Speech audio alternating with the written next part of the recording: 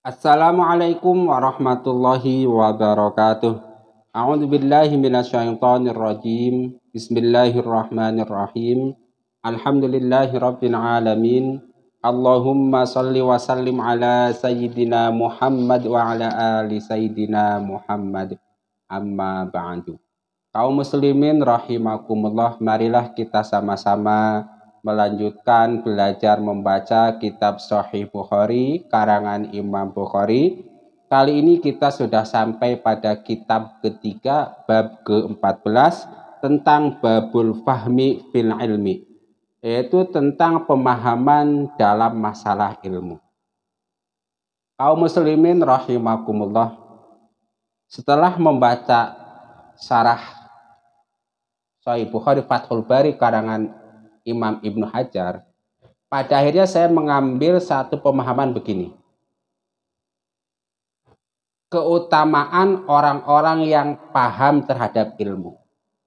Tapi nggak semua orang paham terhadap ilmu. Contohnya begini. Kita guru misalnya. Kita mengajar 100 orang murid duduk di depan kita. Nah, ketika kita mengajar itu kan metode yang kita sampaikan sama, dalil-dalil yang kita sampaikan sama, tetapi dari 100 murid itu ilmunya berbeda-beda.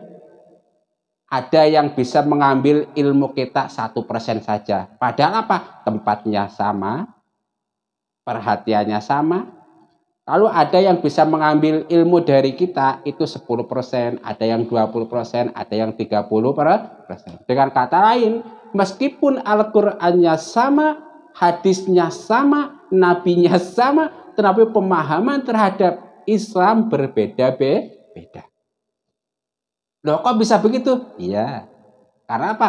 Ada yang yufaqihu fiddin, ada yang Allah beri kepahaman, ada yang tidak. Karena apa? Hakikatnya yang memberi kepahaman hanya Allah Subhanahu.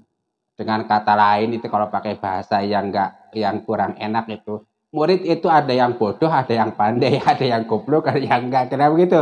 Ya kalau murid bodoh di depan kita itu ada 100 murid. Yang pandai 10, yang bodoh 90. Tentu anak yang 10 ini akan mendapatkan ilmu yang berbeda dengan yang 90. Kira-kira begitulah. Itu kalau kita tarik dalam konteks kehidupan kita sehari-hari. Nah, sama di zaman sahabat juga ketika Rasulullah Shallallahu Alaihi Wasallam melontarkan pertanyaan, ada sebuah pohon yang diumpamakan seperti orang Islam. Nah, dari 10 sahabat yang berkumpul ketika itu kalau nggak salah, Abdullah bin Umar itu paham, oh ini yang dimaksud Rasulullah ada pohon kurma. Itu karena apa? Karena kecerdasan Abdullah bin Umar, yang lainnya belum paham.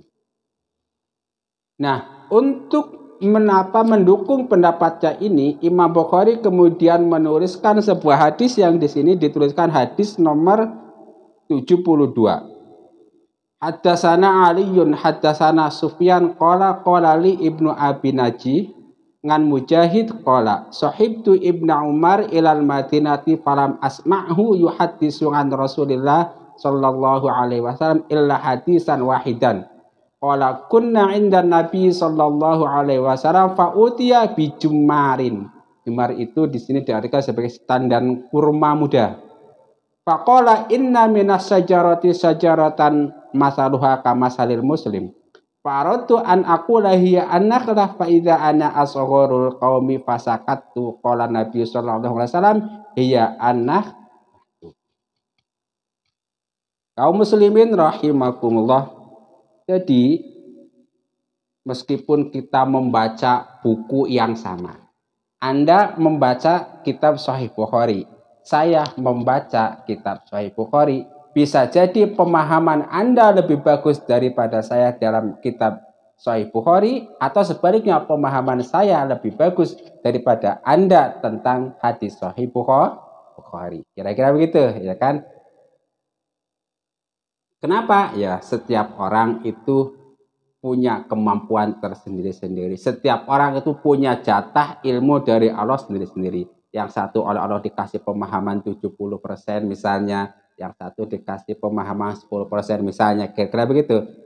Mudah-mudahan bermanfaat. Jangan lupa like dan subscribe channel ini. Rabbana taqabbal minna innaka antas samiul alim wa tub alaina innaka antat tawwabur rahim. Subhanakallahumma wa bihamdika asyhadu an la ilaha illa anta astaghfiruka wa atubu ilaik. Wa afa minkum. Wassalamu alaikum warahmatullahi wabarakatuh.